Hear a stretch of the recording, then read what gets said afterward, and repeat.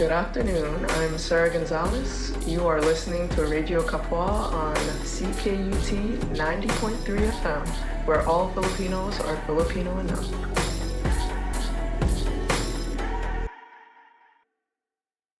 Good afternoon, bon après-midi, magandang hapon. You are listening to Radyo Kapwa on CKUT 90.3 FM, where all Filipinos are Filipino enough. We are so excited today to be interviewing artist and illustrator Sarah Gonzales.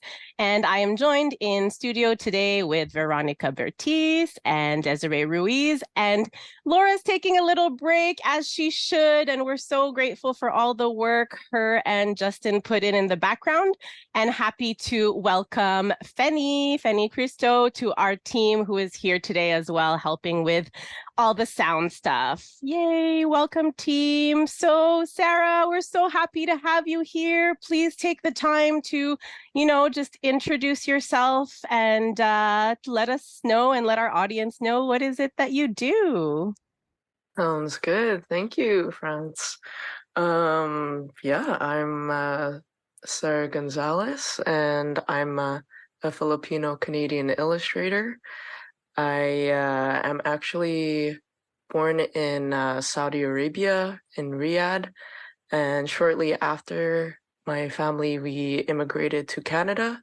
First, we lived in Alberta, so I went to art school there at Alberta College of Art and Design, where I graduated within illustration in the visual communication design program. And then soon after that, I was hired as a concept artist for a video game studio in Montreal. So I packed my things at 21 and I left Alberta to come here to Montreal, where I've been here for 8 years, which is kind of crazy to me because it feels like yesterday.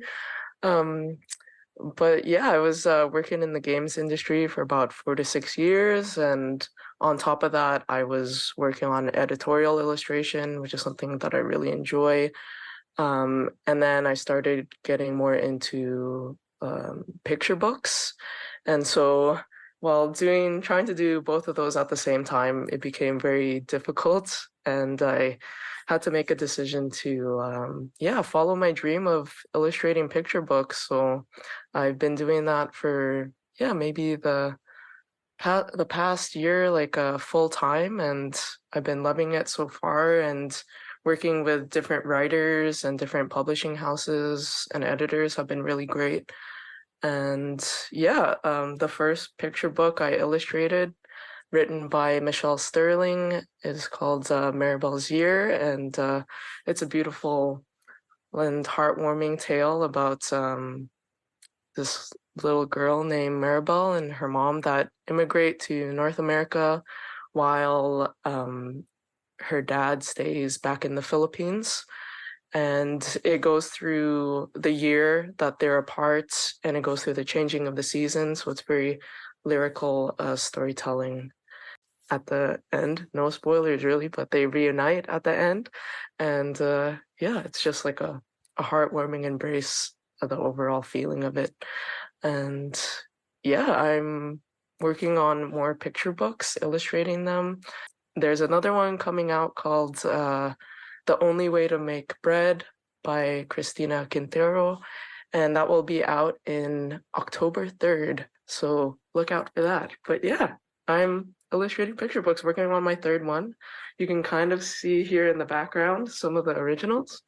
So stay tuned for more to come. And that's a little bit about me. That's amazing. I love that. And what's funny enough is that I actually at first didn't know that you were a picture book illustrator. I don't even know how it happened, how like I started following you or you started following me. I don't know. But the impact that you first had on me was I actually saw that, some of your illustrations were being used for NPR. And I was like, what? Cool. I'm like, I think that's so cool that like this Pinay has these illustrations on NPR and in a platform like that. And then when I found out afterwards you were doing picture books, I mean, my inner child was like rejoicing, but also my mom self, you know, being a new mom, raising a 3.5-year-old mixed race kid and just like trying to be sure that he can like grow up proud of his culture, you know? But also thank you for speaking to how, as an artist, you have to, yeah, pursue your passion, but you also have to do the things that pay your bills.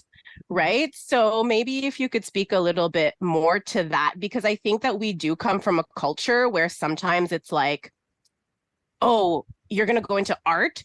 Well, you're not going to make any money in that. And why are you going to do that? Why are you not just going to teaching or nursing? Right. So I think something our audience loves to hear is just like, how do we battle that and like stay true to our authentic selves, despite perhaps like some of the barriers in the culture that might convince you that you shouldn't do your art? You know, I tell this to folks all the time. I was the kid that the art was stifled. Like I remember being a kid and drawing and like singing and dancing. And it was just like, I always had that narrative of like, you're not going to make money, so don't do that. So it's like not something I pursued, right?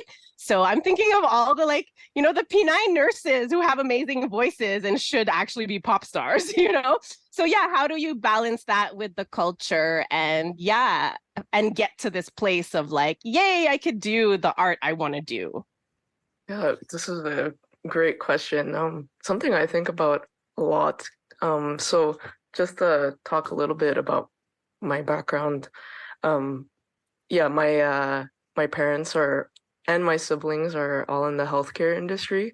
So growing up, um, being the youngest, I always like naturally gravitated towards drawing, but then on the other hand, being like constantly influenced by like what they do in life, and not only just my immediate family, but my relatives and cousins, and you know, always like the titas and titos saying like, "Oh, what are you gonna do after you graduate?" And I'm like, "I'm 13 years old. What do I know? I just want to draw and have fun and so yeah, it was tough. Like it probably wasn't until I was in high school that I that time when you're in like 12th grade and you're thinking like, okay, which university or which post-secondary am I going to? And it was really tough because I had all these conversations with different people, and I think everybody will have that because it's like, oh, do I do something practical that makes money, or do I like follow my heart and just like try this thing? And sometimes you just have to like it's such a tough balance because there's not really a wrong way of like doing things, and no decision is like a wrong decision. And like at the time when I was about to graduate high school, I applied to like post-secondary because I thought I was going to be like a dental hygienist, just because like my tita, she has like her own like dental practice, so it would be like an easy way to like get into something like that, or like um I my knew something like that was going to come out in this story. I knew there's yeah, always something, yeah, for right? real. And So for like you, it was dental hygienist. yeah, and then like my eldest sister at the Genie was a nurse. My sister after that at the Abbey is a dentist. My brother Keijo, he's an optometrist. And then I was like at my desk, I'm like, what am I doing? What should I do? And then I decided to enter this. It was my art school teacher at the time. He encouraged me to just try this, entering this uh, he encouraged me to enter this competition where they pay for your first year tuition at ACAD. So it was like 3 nights before, and I decided to just create a whole new piece from scratch. And it was one of those nights where I was just like in the zone and I was really grooving and feeling the drawing that I was creating. And it just made me feel at peace and really happy. And I entered the competition with this piece along with like some other work that I've done, and then it ended up winning. So I got the first year tuition scholarship, and like after that, my parents were like, "Oh, okay, she Yes, has something. the Yeah. ancestors came through. The Yeah. ancestors came Yeah, through they're and flowing you through my won. hands. I Yeah, love it. so it was really unexpected, but I'm very happy I was able to just like, when you don't overthink and you just do it. I was happy that something like an experience like that came through and something good happened out of that. And yeah, I ended up following my heart. And not to say that like my parents were always like supportive regardless of what I was going to do. Of course they pushed into like, oh, you're interested in art, like how about architecture or like fashion design? So I did consider those things, but I knew that I loved painting and I loved drawing. So yeah, that's how I kind of got into art and choosing like just to like follow my heart. And I even think that like if I did go into something more more practical and in healthcare, I think I probably would have found myself in the arts anyways, just because like it's something that I've been doing since I can remember. And even if you're working in a different industry, you always gravitate to like doing something creative, even in little forms. So yeah, that's a little bit about my story with that.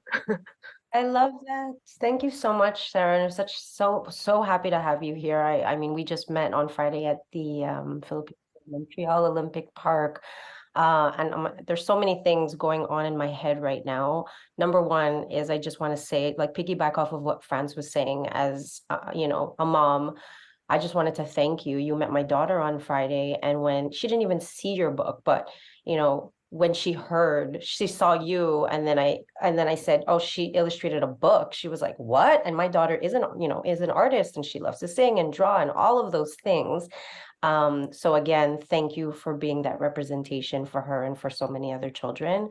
And then going back to this complacent piece, like how you had like the tita and the dent. I also thought I wanted to be a dentist growing up because again, Hmm. we're planted the seed of be complacent, essentially. Be safe, be complacent, do the things, do the jobs that will keep you safe.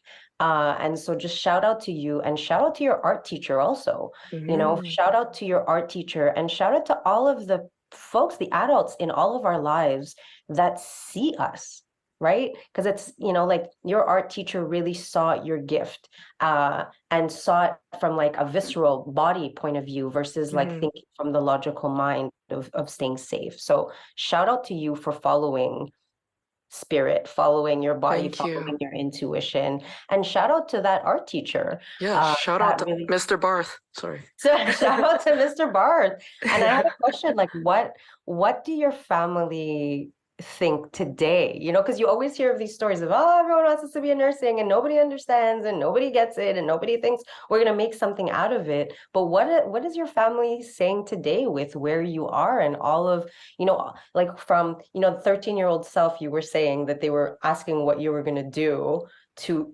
current day self? Like, what is your family saying? Yeah, I'd also like to loop back in France's question about also having a job that pays the bills as well. Like I think after I graduated art school and I was able to land like that concept art job, which is in our industry kind of more like the more stable uh sort of job in this in the art industry in general. So they were really proud that I was able to like find a job right away, even if it wasn't like I never studied like video game concept arts or did much like character design work. Like in school, I didn't really focus on that, but I think they're happy to know that like I'm happy doing what I love to do, and they were proud that like right out of art school I found a job that would, like it let me pay the bills, it let me pay rent. It was in a great city, and um, I'm just very thankful that it was like a hand of care. It wasn't a hand that was like trying to control. Um, they were always there to like listen, um, and kind of let me be who I am, and I'm always so thankful for that. Not to say that like it was tough. Like being in an industry that's like very different from what you would expect out of like graduating art school. You think you're going to like, oh, what kind of jobs am I going to do? You're not necessarily going to be doing the jobs that you think you're going to be doing right away. Like I wasn't expecting to do concept art, and then all of a sudden I was doing it, and then it wasn't until like 6 years after I was able to do what I want to do. And to go back to the question of like what my family thinks, I think I like to think that they're proud of me, and They are. yeah, and I'm always happy to like share my artwork with them, and I know they like whenever we have calls and I'm telling them what I'm doing, like they don't fully understand what it is that I do on a day-to-day, but they're always supportive, and that means the world to me. I Yeah. just have a Yeah. quick question before I pass it on to Vero. Are you proud of everything that you've accomplished? I think I am, yes, so far. I mean, I think Good, it's good, yeah, good. with any No, because we artist. often also don't celebrate ourselves. We're Mm. waiting for this validation from our parents, from our Yes, teachers. But it's really, really important. So if anybody that's listening, take time to like make sure you celebrate yourself. And it's a muscle that might not feel natural, and it might make you feel selfish and egotistical, and but there, celebrate how far you've come, celebrate your own successes without needing the validation from others. So thank you, and agreed. yay.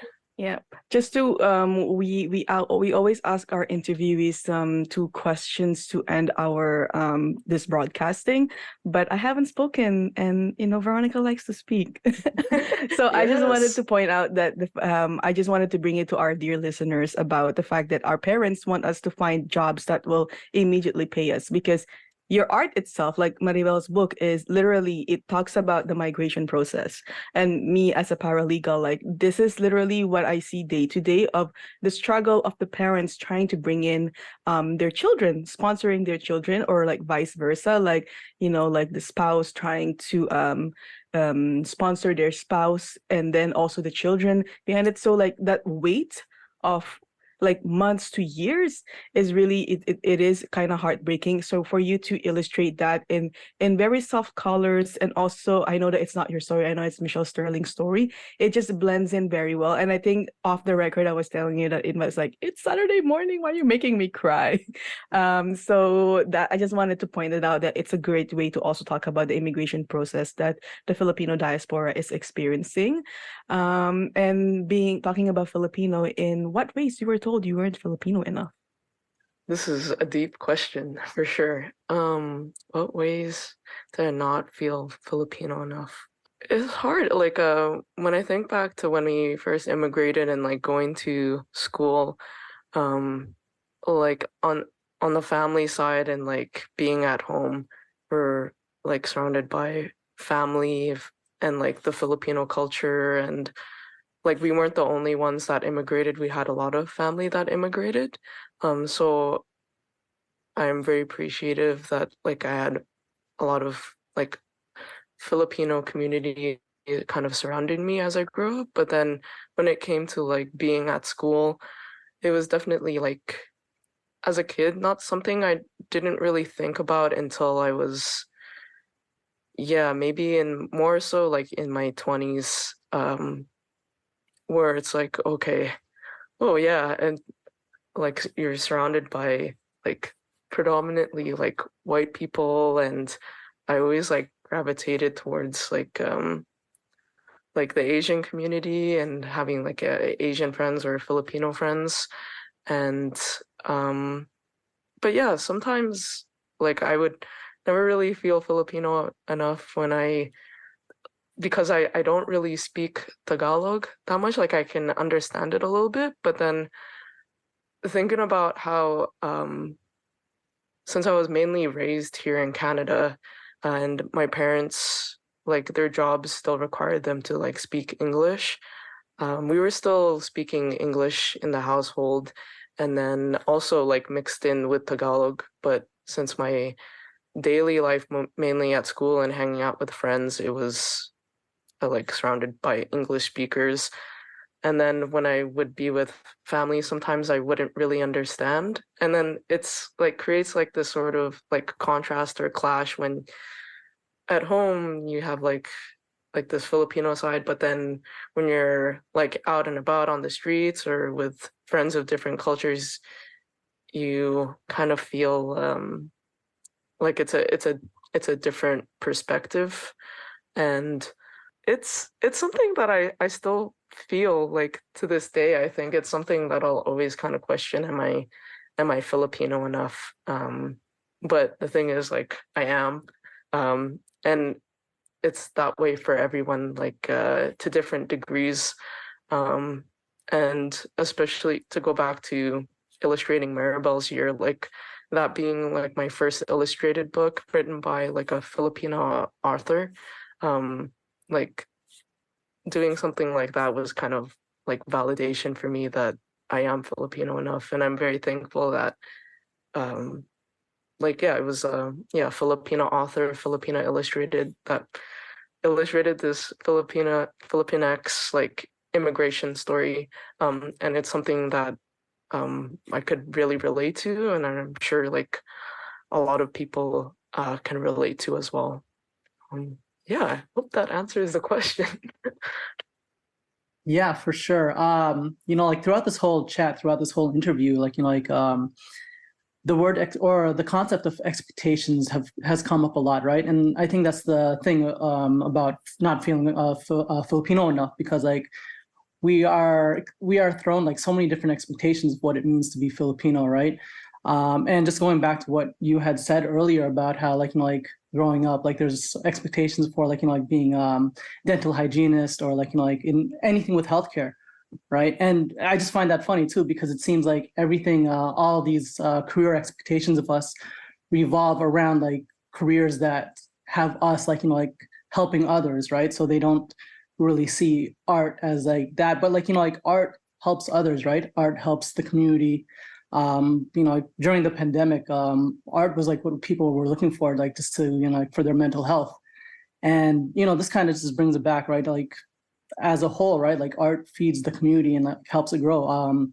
It helps the Kapwa. So just Vero had said earlier, like we always ask two questions, and one of the other questions that we ask our guests is, what does Kapwa mean to you? Ooh, Kapwa. What does it mean to me?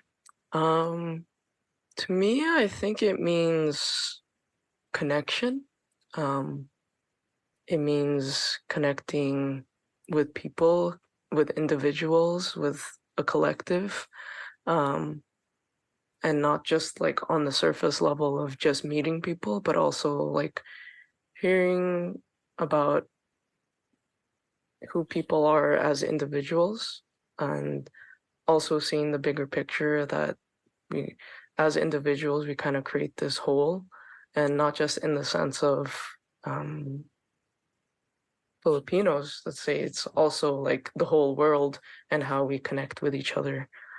And I think it's a very beautiful word/world that Kapwa is. And yeah, I didn't really think about it until much recently, until like I met like people in this community, and I feel like I've been saying thankful a lot. I'm just like very grateful that I after the pandemic, I wanted to like reach out more to the Filipino community, and I'm very happy that I got to go on that Kapwa walk, and that in itself is um like a great definition of like the feeling of Kapwa, just like walking around, being together, but we're all individuals. I think that's when I think of Kapwa, that's what I kind of think of. And that is why we always encourage people to do our walks together, because if you're an introvert, then you can just walk with us. But then there's, physically speaking, you are part of a community. But if you're like me, who likes to talk to people, then you go talk to your kapwa.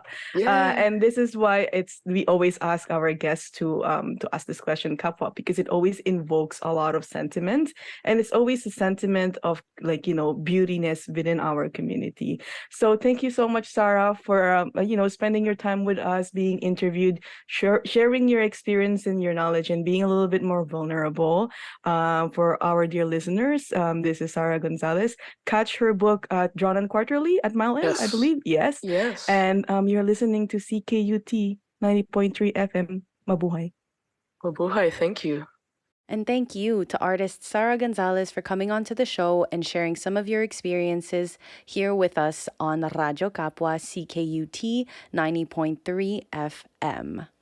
If you just tuned in and missed that awesome interview with Sarah Gonzales, she was born in Saudi and settled in Alberta, Canada with her family at a very young age. Her art and works include working in the games industry, venturing into editorial illustrations, and picture books. You'll be able to find the full interview on the Radyo Kapwa YouTube channel today at 3 p.m. or on the CKUT website. I've personally had the honor and pleasure of meeting Sarah a few times at Kapwa events, and if you haven't yet, I gotta say, it's tough not to be just as much of a fan of Sarah's energy and down-to-earth personality as much as you'll be of their art. And their taste in music is pretty awesome too. That's right, this episode's playlist is made of Filipino songs and artists that Sarah Gonzales enjoys. And this first one is called New Beat by Toro Imua.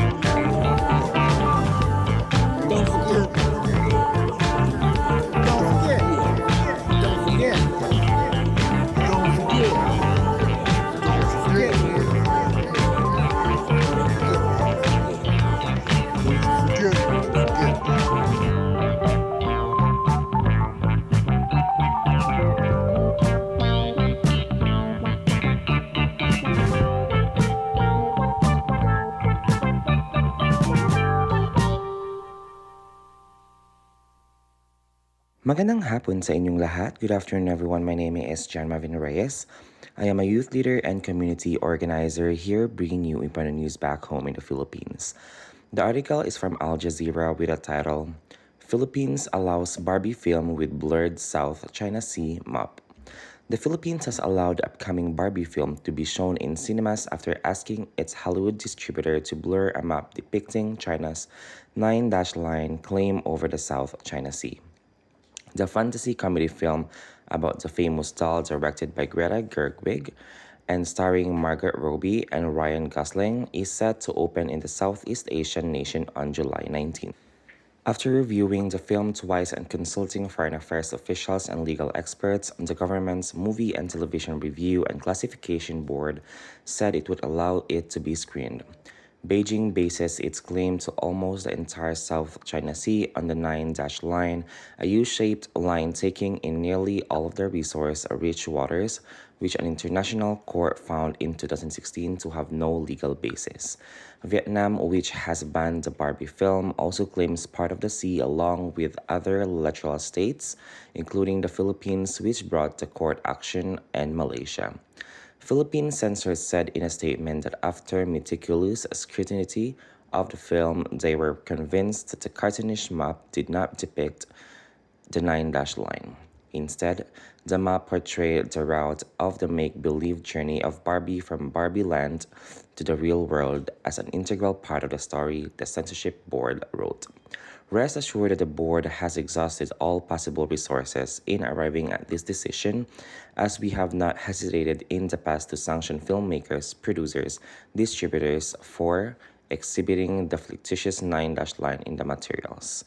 In a separate letter of the Philippine Senator Francis Tolentino, who had criticized the film for violating Filipino fisher folks' rights, the censors said that they had asked Hollywood studio Warner Bros. To blur the controversial lines on the map.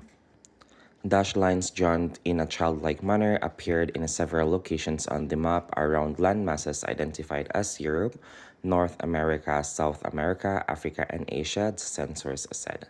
But I found only 8 dashes around the landmass labeled Asia. Moreover, the Philippines, Malaysia, and Indonesia are not visible on the map, the board said in the letter dated July 11 and shared with reporters. This is in stark contrast to the maps found in the banned films Abominable in 2019 and Uncharted 2022, it said. The article was published on July 12, 2023. Thank you so much for listening. Maraming salamat sa pakikinig. Once again, this is John Marvin Reyes delivering you Philippine news from abroad. As always, thank you, John Marvin Reyes. This next song is called 7,000 Miles featuring Anne Juan by Ruby Ibarra. And the next one is called Ama Cabogera by Maymay Entrata.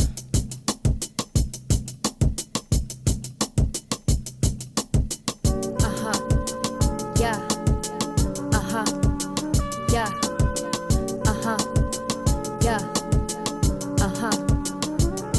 Hello, America. Break your backs for dollars, they don't carry ya. 7,000 miles away from home with language barriers. Land of opportunity. Tell me, is it good to you? But 6 feet deep on stolen land is where they bury in November 1991. Papa came here with a wife, 2 daughters, no money, but they wanted them a better life. Peaceful to their name, so they piecing up the pain. Ain't no peace in the position as an immigrant is praying for a piece of that Americana pie or for the cream. To a piece of dream they sold you, but it only was a dream. For a piece of mind to thinking that my mama could be seen as an equal, not a foreign immigrant or in between. I was a kid in the sky, nothing but dreams in her eyes, hoping that we would survive. But mama, those were the times. They telling us compromise, they always feeding us lies, made to believe I don't exist unless I wear a disguise. Cause I be constantly lied to, broken down till I cry, till I no longer recognize the person that was inside. Until we fade like the sun and we forget where we from, then we self-hate till it's done and never question it once. So mama, tell me we won, the person that I become. I have a sword for a tongue and a skin that shines in the sun. And because the place that I'm from, it still lingers deep on my tongue. And so every word that's from my lips can hold the weight of a ton. If I'm ever slipping, I'm never looking down. I do it for myself till the end to hold it down. And even when I'm sinking, I'm never looking down. I do this for myself till the end to hold it down, yeah.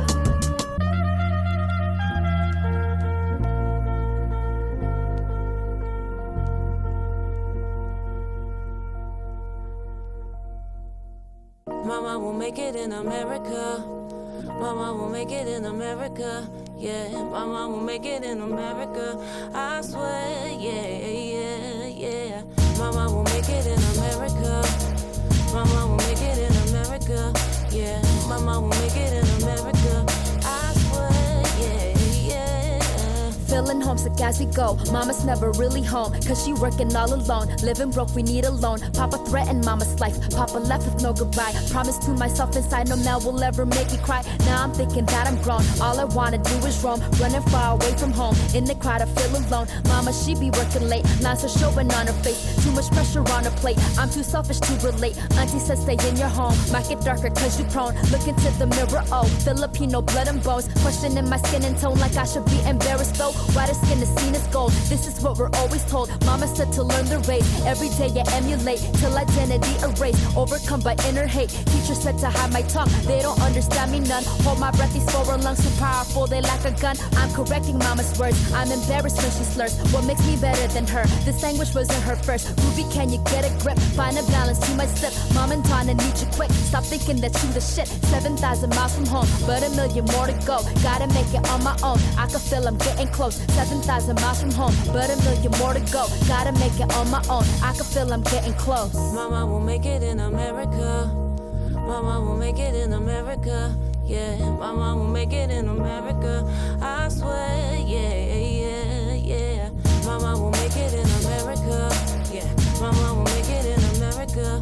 Yeah, mama will make it in America. I swear, yeah, yeah. Mama will make it in America. Mama will make it in America. Mama will make it in America. I swear, I swear, I swear, yeah. America.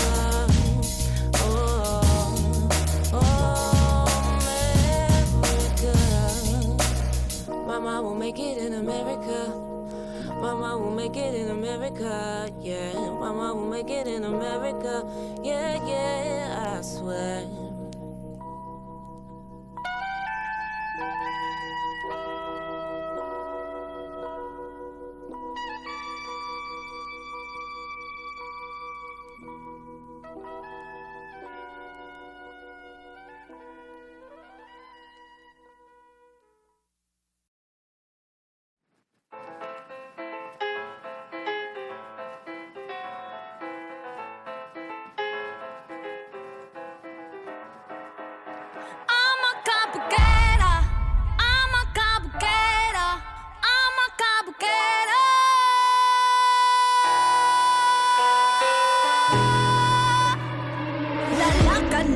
Beauty queen, aura ko'y will make you scream. Ganda kong nagniningning, lalo kang mapapatingin. Di ko na kailangan na magpaganda, dating ko palang panalo na. Di ko need ng filter sa camera, naturang ganda ay bandera. Di ko kailangang sumabay pa sa uso, ako'y magiging ako na aking ginusto.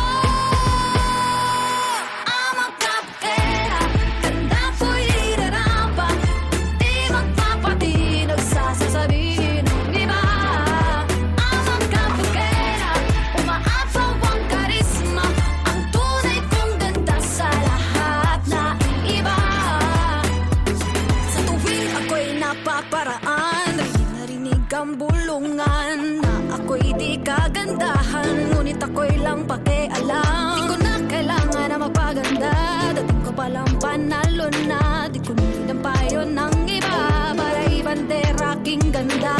Di ko kailangang sumabay pa sa uso, ako'y magiging apo na aking ginusto. Ama kabukera, ganda ko'y irarapa, di magpapatinag sa sasabihin ng iba. Ama kabukera,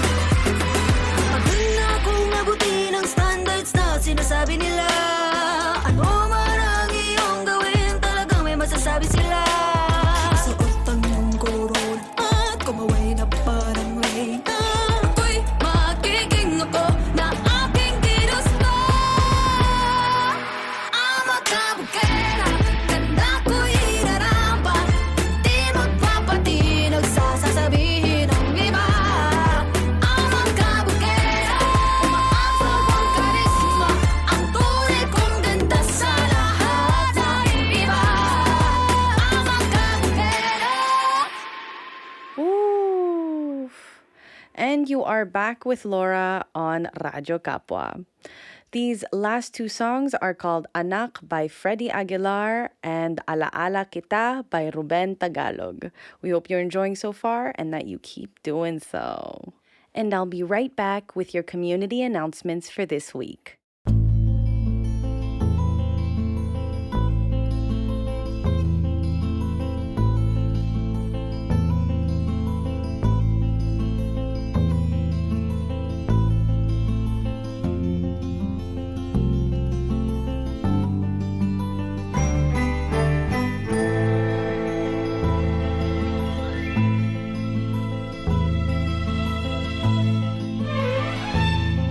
Nung isilang ka sa mundong ito, laking tuwa ng magulang mo, at ang kamay nila iyong ilaw.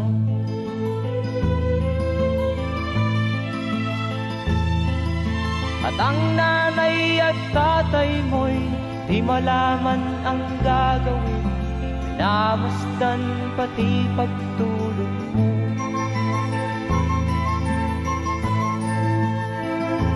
Sa gabi napupuyat ang iyong nanay sa pagtimpla ng gatas mo.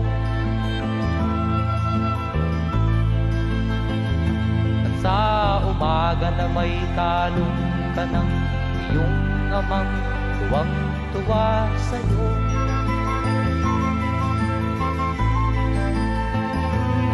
Ngayon nga ay malaki ka na, nais mo'y maging malaya, di man sila payag, walang magagawa.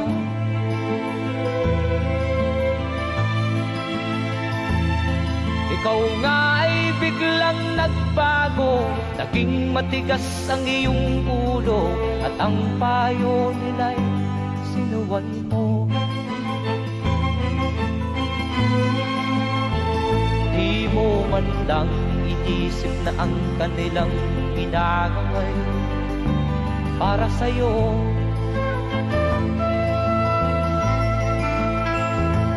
Kat ang nais mo'y masunod ang layaw mo, di mo sila pinapansin.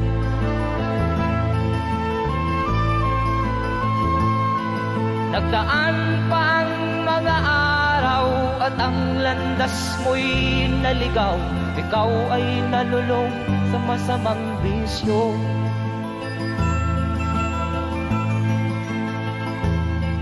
At ang una mong nilapitan, ang iyong inang lumuluha, at ang tanong, anak, ba't ka nagkaganyan? At ang iyong mga matay biglang lumuha nang di mo napapansin. Magsisisiyag sa isip mo, nalaman mo ika'y nagkamali.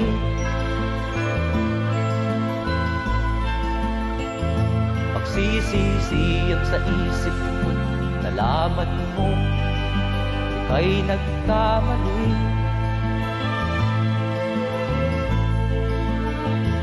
Magsisisiyag sa isip mo, nalaman mo ika'y nagkamali.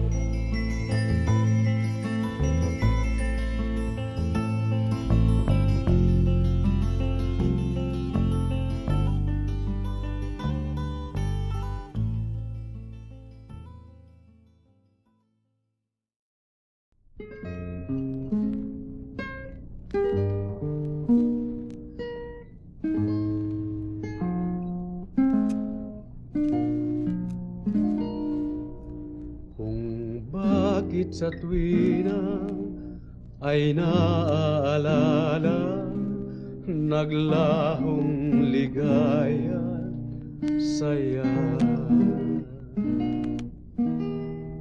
Puso ko'y may dusa kapag naalala, lumipas na araw sinta. Sa ang damdamin, pagsagi sa akin, pumanaw na paglalambing. May halong dalangin kung gunitain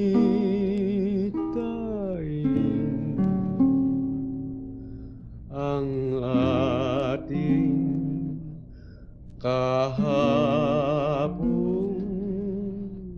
angkin.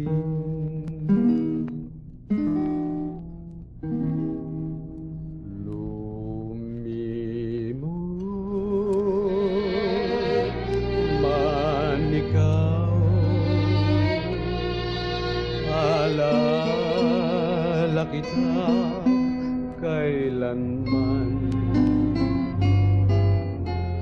kahit sa libingan, alaala kita, aking hirap sa dibdib nakintal ang timyas ng pag-ibigan.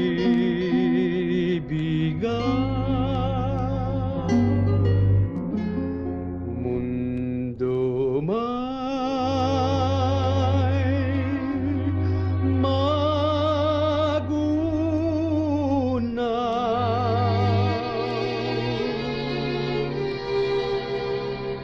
alala kita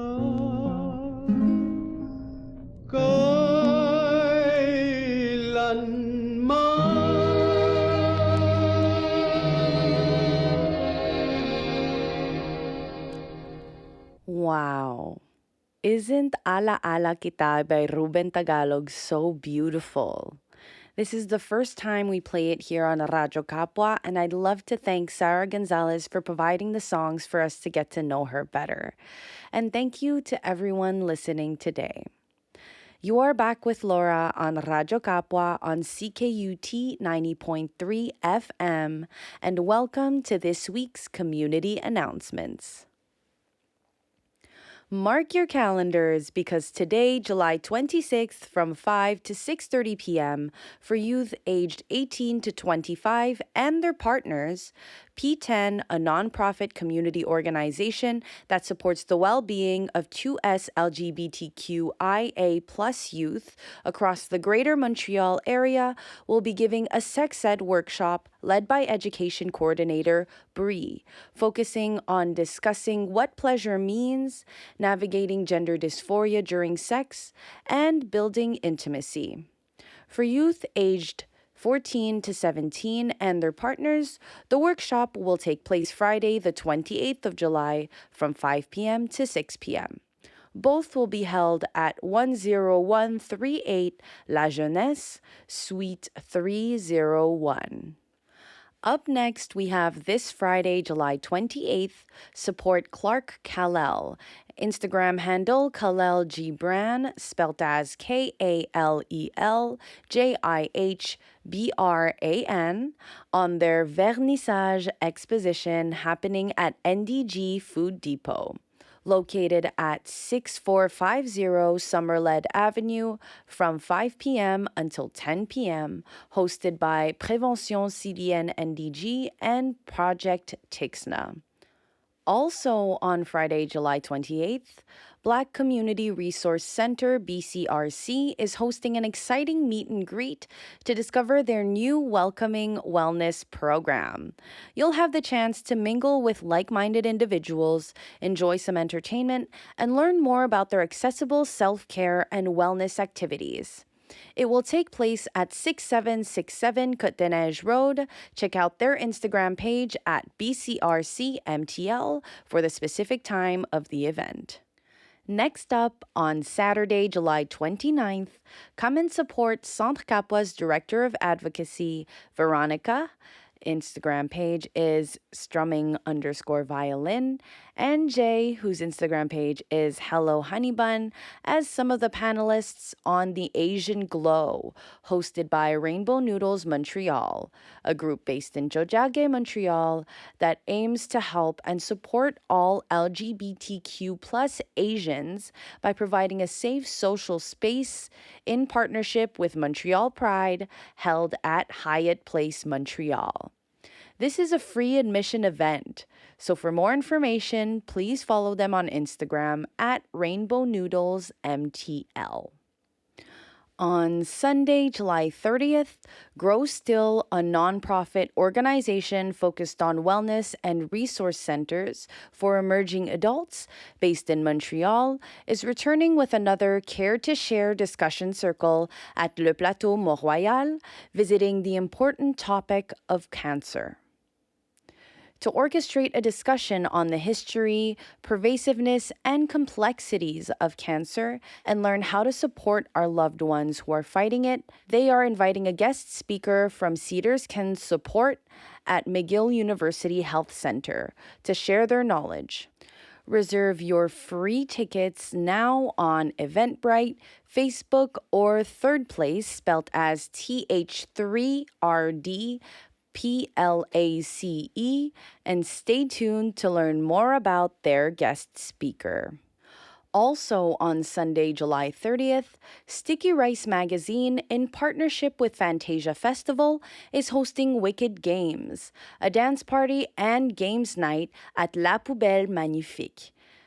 Instagram page is poubelle.magnifique, spelled as POUBELLE.MAGNIFIQUE, situated at 1221 Crescent Street from 8 p.m. onwards. It is a free event, but limited spots are available. So RSVP by visiting their pages for more information. Moreover, Sticky Rice Magazine is giving away free tickets to Pinoy Party at the Fantasia International Film Festival, happening on Monday, August 7th at 7 p.m. To know how to participate for a chance to win, visit their Instagram page at Sticky Rice Magazine and at Fantasia Festival. And that is all the community announcements for this episode. I wish you a beautiful rest of your day. We will leave you with one last song since we have extra time on the episode. This one is called I Wish You Love by Joe Bataan. This has been Laura from Hiraya Productions. Mabuhay!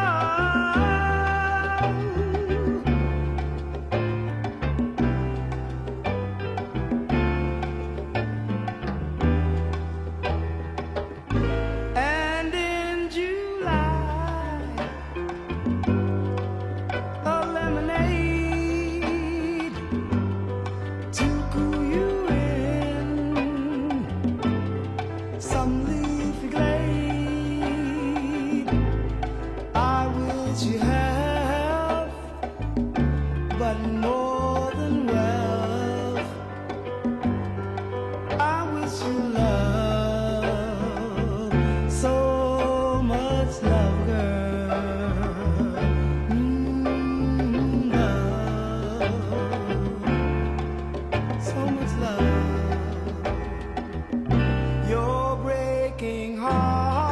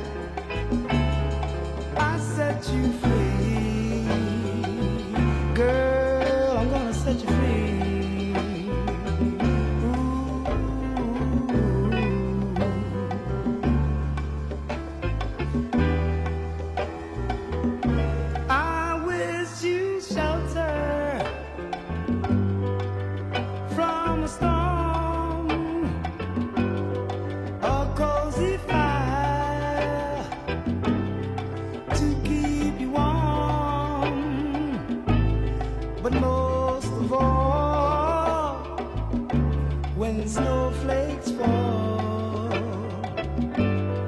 I wish you love, so much love, girl. I'm gonna wish you love, girl.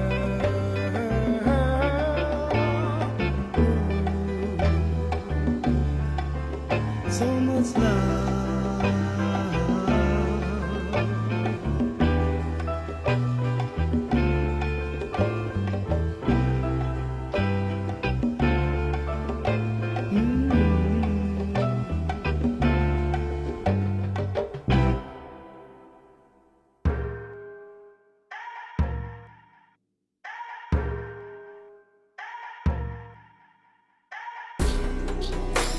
Magandang hapon, nakikinig kayo sa Radyo Kapwa, CKUT 90.3 FM, where all Filipinos are Filipino enough.